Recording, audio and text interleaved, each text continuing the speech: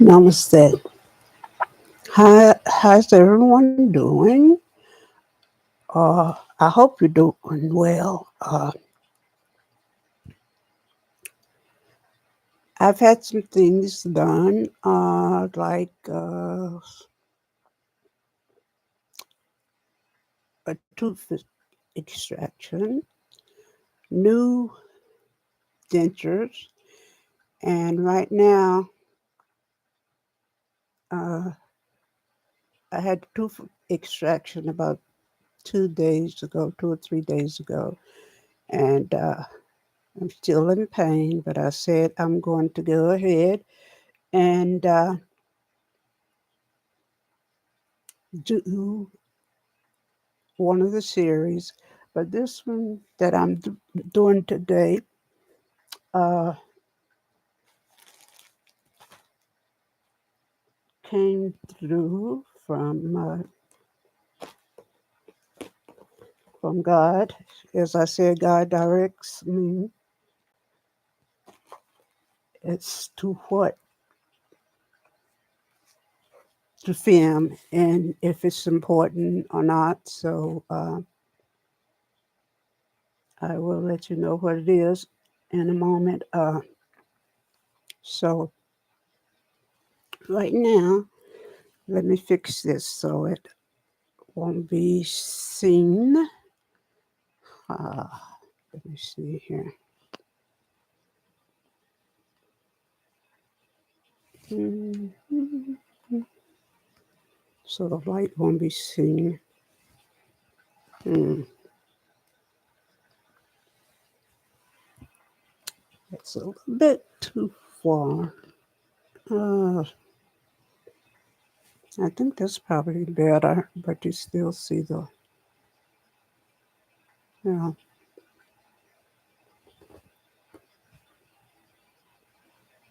that's okay. But the view, I think, is perfect. Okay, so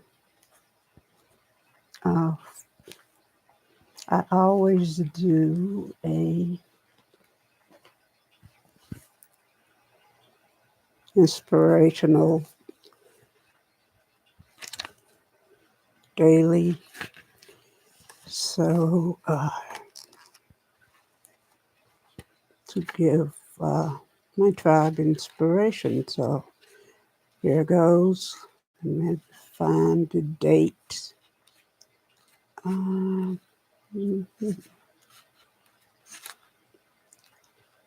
what is today's? Okay.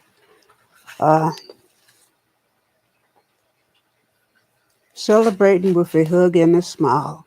Celebrate God all day, every day. I mean, revel in Him. Philippians 4, verse 4. Okay? Put this down a little bit. Life should never be taken for granted. Every day is a priceless gift from God and should be treated as such. Author Hannah Whitfield Smith observed how changed our lives would be if we could only fly through the days on wings of surrender and trust. And Clement of Alexandria said, all our life is a celebration for us. We are convinced, in fact, that God is always everywhere. Yes, He is. We sing while we work, we pray while we carry out all lives of the occupations. These words remind us that this day is God's creation, a gift to be treasured and savored. Today, let us celebrate life with smiles and with kind words and with hugs. After all, this is God's day, and we are commanded to rejoice and be glad. So let the celebration begin. Today is mine, tomorrow is none of my business. That's good. If I peer anxiously into the fog of the future, I will strain my spiritual eyes so that I will not see clearly what is required of me now. This is from Elizabeth Elliot. Okay, so there you go.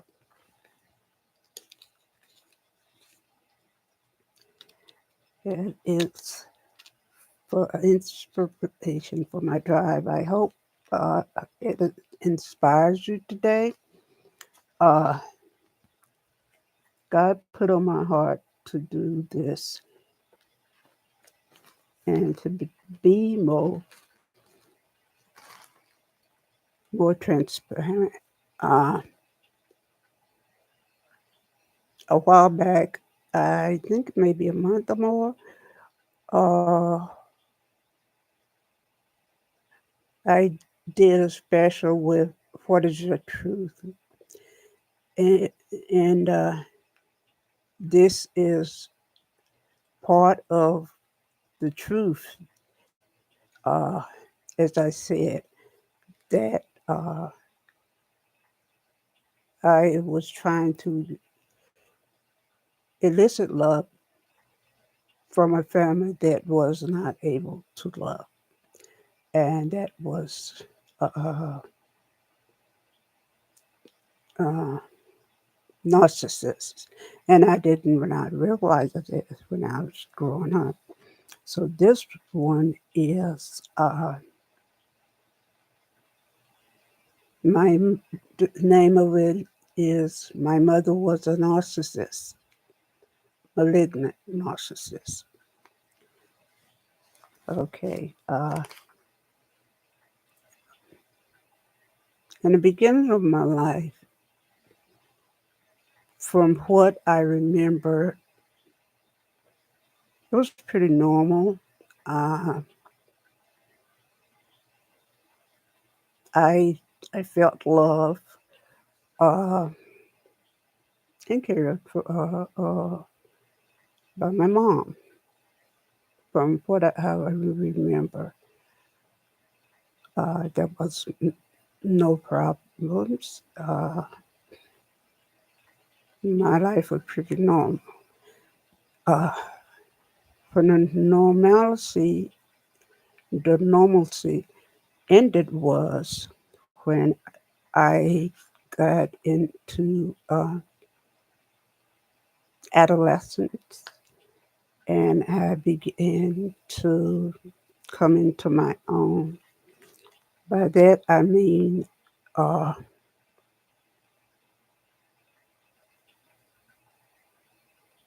I, I was distinguished from the other children.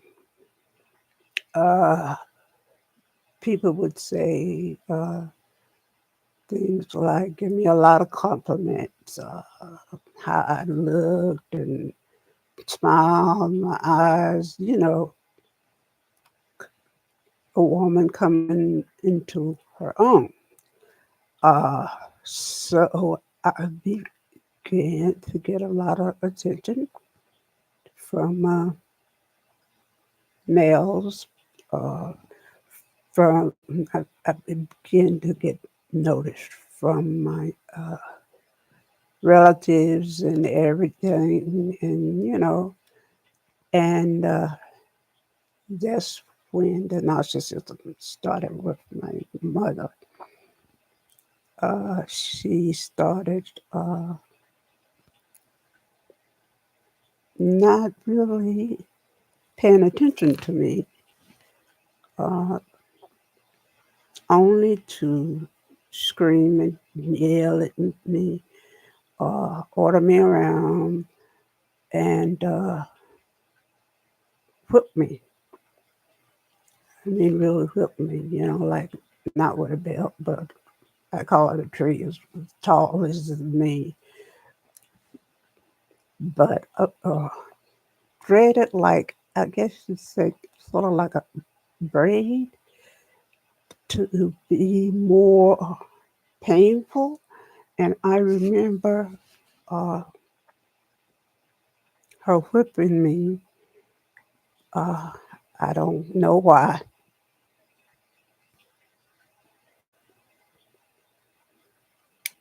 Uh, Maybe I mumbled something or something like that, or did something simple like that.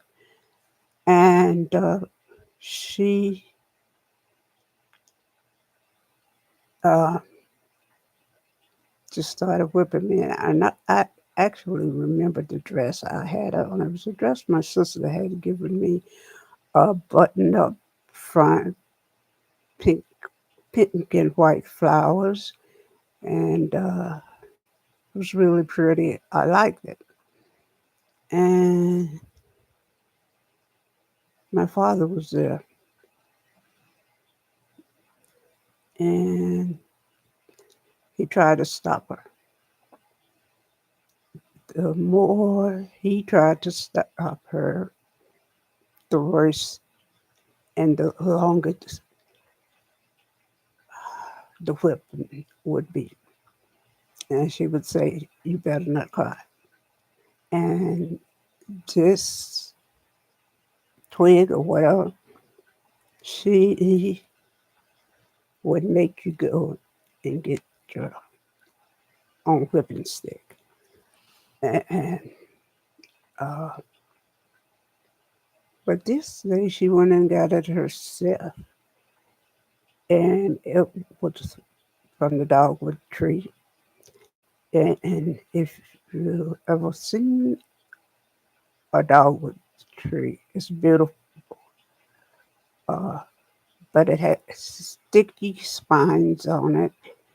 And every time she would whip me, it would stick to my skin and stick to my dress.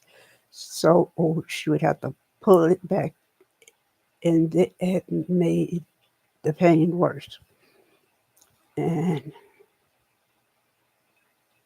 I thought it would never end, and my dad tried to protect me, but she did not listen.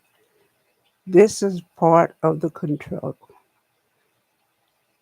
Know what they have their mindset. Doesn't matter what anybody said, they will do whatever they want.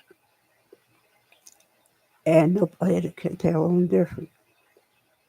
And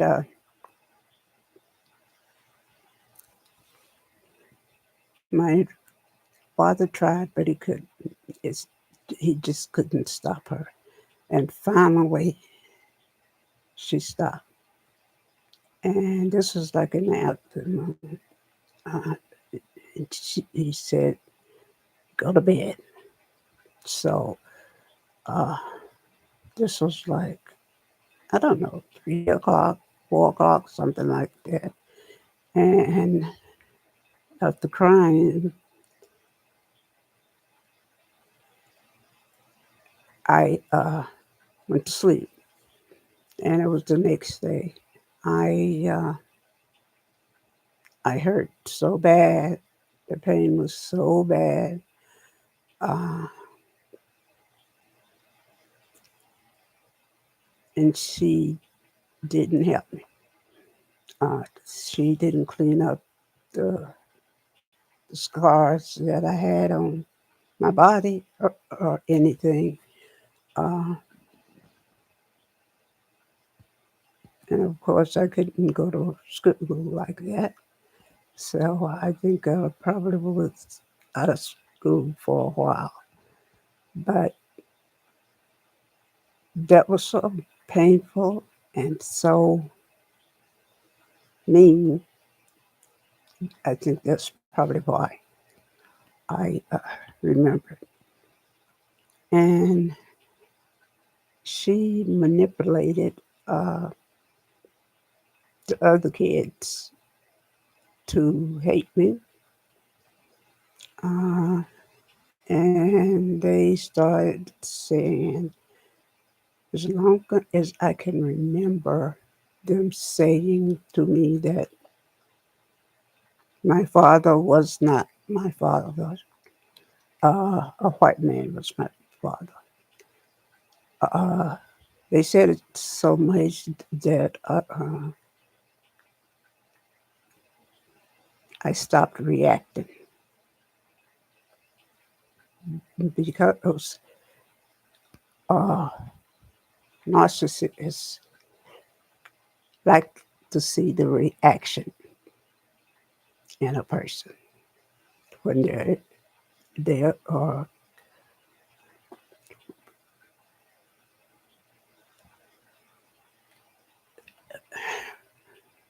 when they're in their process. I'll put it that way, in their process of hurting that person that has the bullseye on their back. And me and my dad had. Uh, I remember a birthday, and I was young, and my sister, which is the youngest girl of the siblings, and uh, it was my birthday, and my dad had went and bought me the most. The dress was beautiful. It had, let's see here, dots. It was a blue dress, and I still remember that. Blue on top, uh, blue belt, and the bottom of the uh, dress was blue and white dots. And when he gave me that dress, I was so happy. It was so beautiful. I still remember. And thank you so much, Dad. Uh, but when my mom saw me with it, uh, she said it had to go back. And you should see the expression in my face. And she threw it to Daddy, and Daddy got it. And he talked to me and said, I'm sorry, but I have to take it back. And the reasoning behind it of my mother was, okay, now my sister was younger than me. Her birthday is in October now, okay? She's 2 years younger than me. Hers birthday was in October. This was March. So she said, if you get one something, you have to buy the other child something. Hmm? Get what I'm saying? Just how mean she was. Because that does not make any sense. That's a narcissist. They have to have their way no matter what. Okay? Uh, and if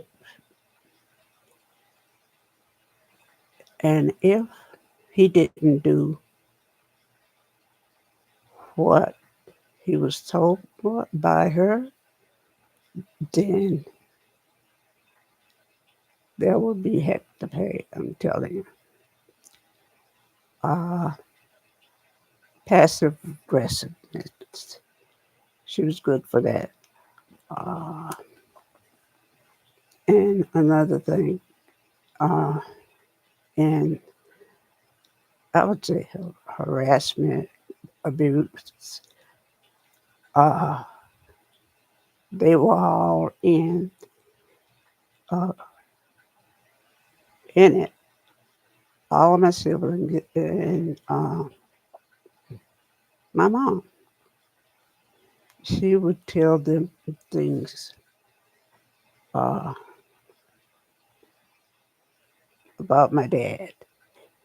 Of course, it's a lie, narcissist lie. If their mouth is moving,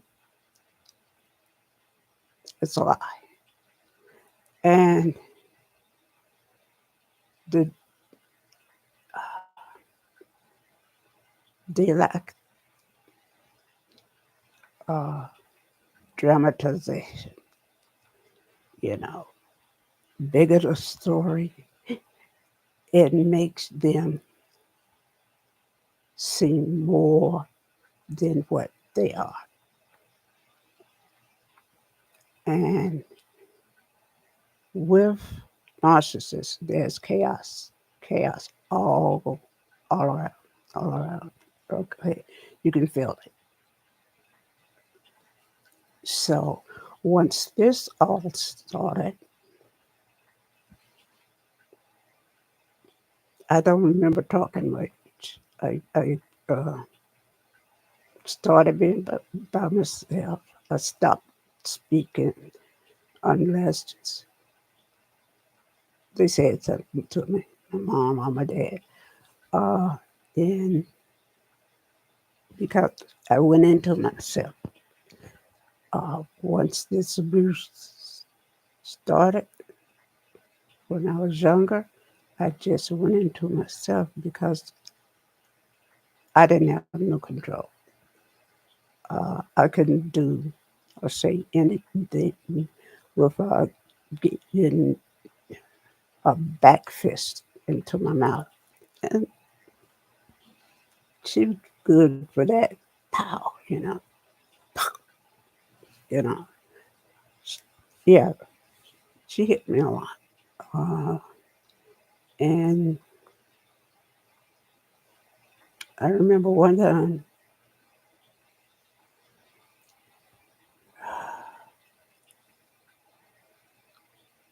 time, we all came home.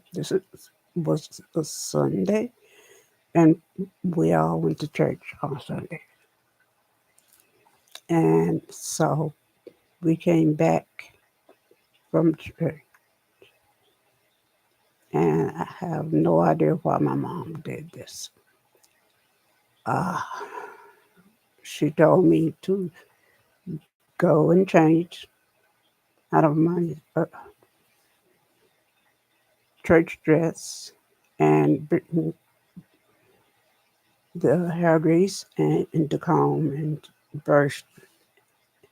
She wanted to braid my hair up for school. Okay, so I did what she said because if I didn't, I was slower than she thought. I would get a whipping also. Then, you know, so I did it. And we sat in the hallway. It was a two-story home. And I sat in the hallway. We did. And my mama started doing my hair. Uh, and my dad was he would come home and he had a pinstripe suit. He liked it. It looked good on him. And a white shirt and a tie. He would take the tie off, uh, hang up his coat, uh, and then roll up his sleeves on the shirt and he would go in and watch television, baseball. He didn't like football, but baseball he liked it. So he went in, to chill, uh, take it easy, uh, because at that time, my mom, if I can remember correctly, she wasn't working.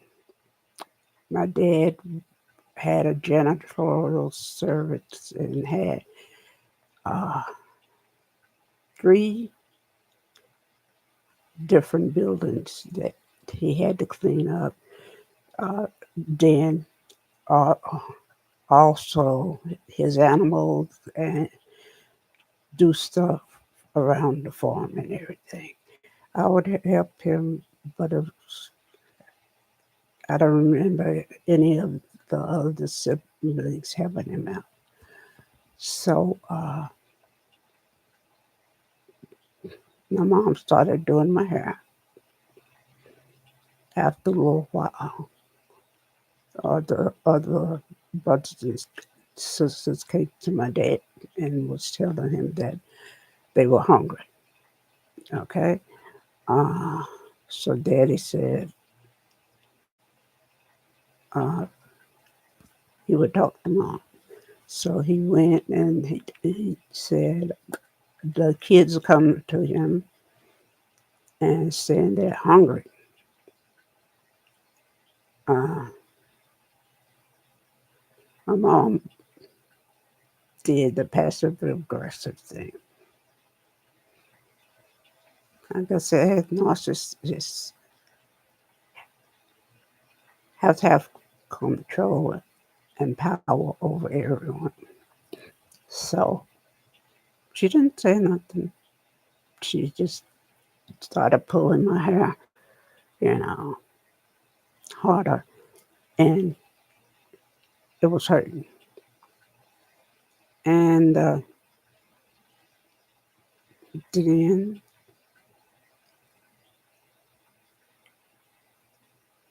it was longer, and uh, uh, the rest of them came and said they were hungry again. So Dad came out and he said to my mom, "When are you going to cook?" That's all he said, The kids are hungry. When are you going to cook? And he stood there in front of her. She didn't even look at him. She didn't say a word. It's the control, passive aggressive. And as he turned around to go back to the living room, now remember, he has a white shirt on, okay? And as he turned,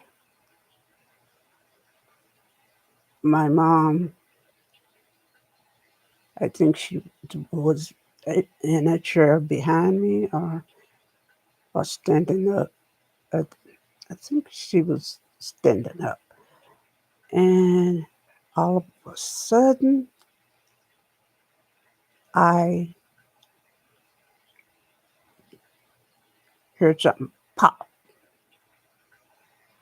And all of a sudden, I saw my dad's face. And I saw my mom's face. My mom's face looked like a monster. That's how much hate she had in her for my dad. Uh, they started fighting, and not really fighting. Mama was fighting. Daddy was trying to hold her off of him. And then there was two holding my dad. and two holding my mom back. And I'm looking at this expression in my mom's face, and the shock in my dad's face. And she hit him on the back of the neck, uh, and blood was gushing, gushing, gushing, gushing, all down his shirt, down on the floor, and everything. The two siblings that was helping him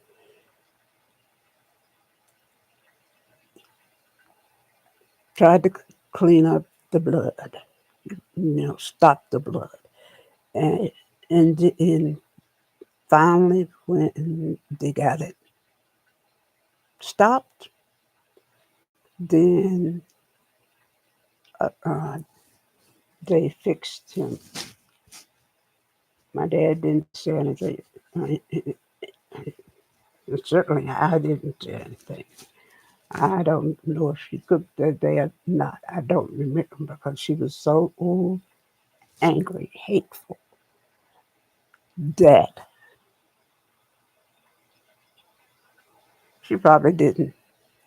Okay, uh, she had to have control. So that's how it was. She could snap just like that, and just go off on you. It depended on what you did. You, her hands, she would whip, hit, no matter what. And that happened all through my childhood. There was no love. Uh, my mom didn't love us, didn't love dad, and he was abused by her.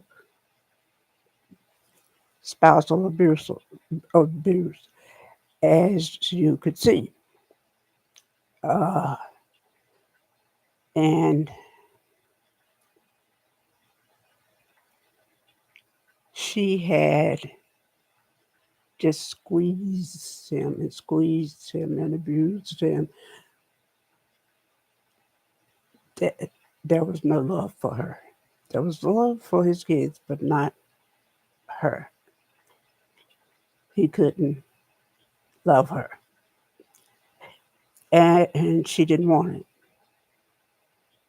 She wanted to do whatever she wanted to do. And she would spend money, do things. And I remember my dad saying that. And it just went on and on and on until uh, my father was 76, I believe, and he got cancer. And they said that he would uh, die within 6 days, 6 months, but he died before then. It was around March or April 19th. And in February, I was in college, and uh, I came home to see him. And during that time, uh, she did nothing for him, you know. And I would call a couple of times, and I remember one time it was so obvious.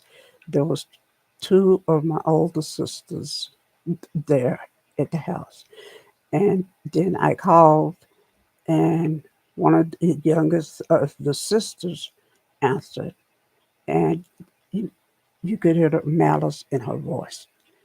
And I asked to speak to Papa, and her Oh God, the malice in her voice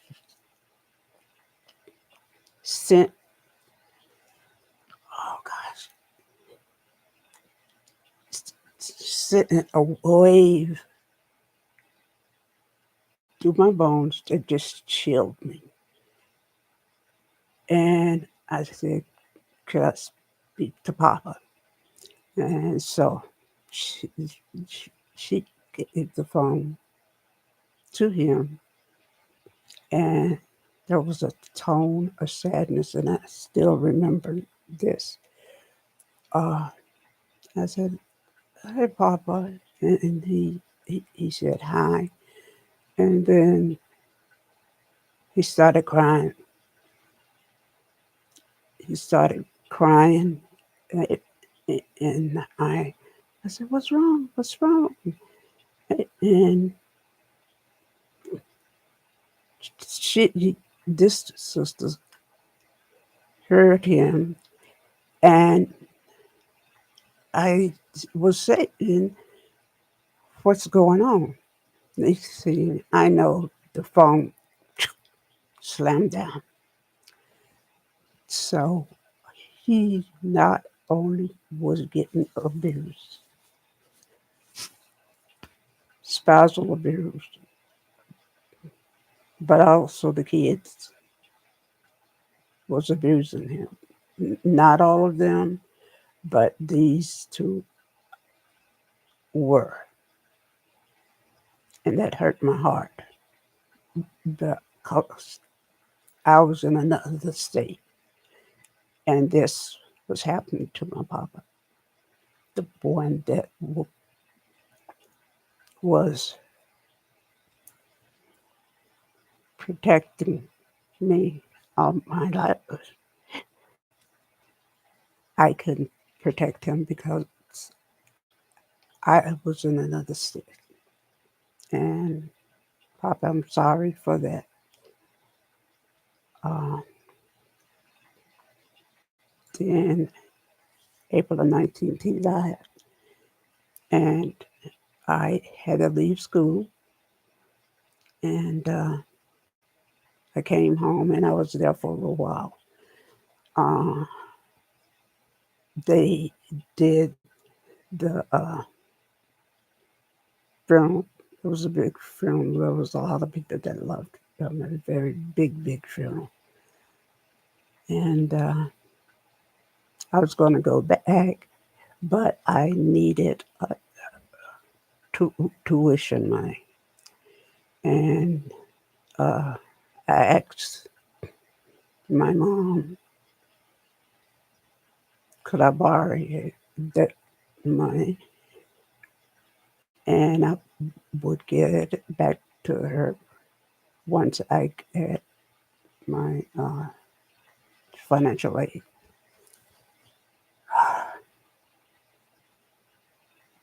Do you know she went back and told all my spouses, and they got us all together, like an intervention for me. And they started talking and all this and that and da da da and da da. She didn't have the money and she couldn't do that, and you need to come home and do this and that. And if you don't do this, they was going to take my daughter. And it's like, God. So I went back and came home. I didn't finish my bachelor's at that time, but it wasn't many credits that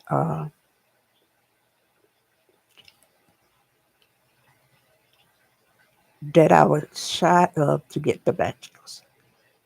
But that really hurt my heart. And after that, it was more things, more things. She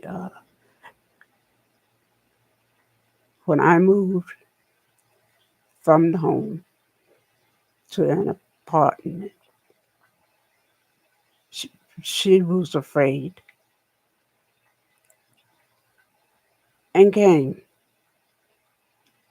And I spoiled my daughter. She was 5. And I got a job right away. And I would bring her stuff at, in, at night. And then my mom would say, "You didn't bring me nothing?" And are you my kid? But I didn't. I would share with her. And that's how they are, narcissists. And then one day, I noticed this uh, picture that my dad had in our family home. I had taken it because she sold everything, and gave it away. There was nothing of dad's left, and I didn't have anything, uh, and she didn't ask. So I I took that. I had asked her, and you know it was okay. She didn't want anything of his. Do you believe that one of my sisters came in and took that picture? And every time I was with her and she opened the trunk, it would be there. That's how narcissists are. They may not want it, but if you wanted it, they would get it. And she did it. My mother let her walk out of my house and take this picture that I loved. Things like that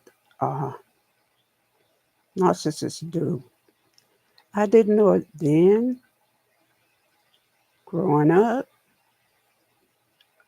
as I got older and started taking psychology, I realized that there was something wrong. I couldn't put a finger on it, but it wasn't normal. And then when she started telling my siblings I was abusing her, all of them coming to me, and I would just look at them,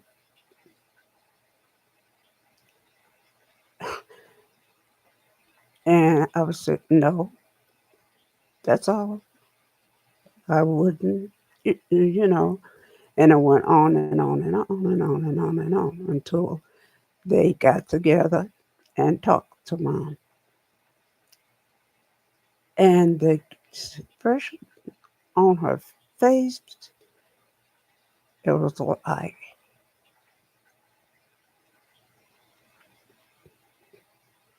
being caught with your hand in the cookie jar. That's how narcissists react. And after that, I was able to go back and finish my degree after a few years. So, in summation, my mother was a narcissist through my whole life up until uh, uh, up until adulthood, and I left and went to another state. Uh, my mother's dead now, but the truth is the truth, and I'm not gonna lie anymore. Uh, no matter how the family get about it, they know how she was, and I don't lie. So I, uh, I cared for my mom, but I didn't love her. She had squeezed out all the love out of me, just like Papa. So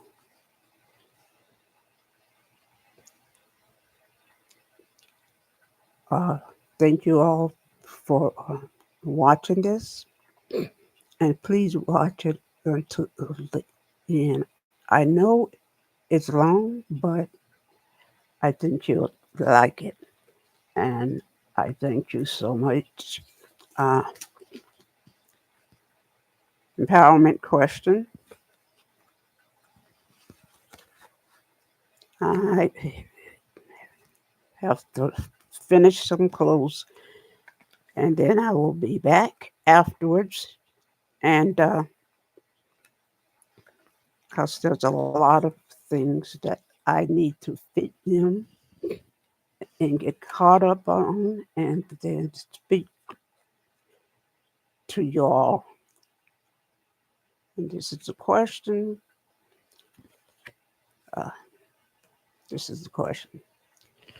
And what was I intended to do in this life? Exactly what I'm doing right now. Teach people, inspire people, uh,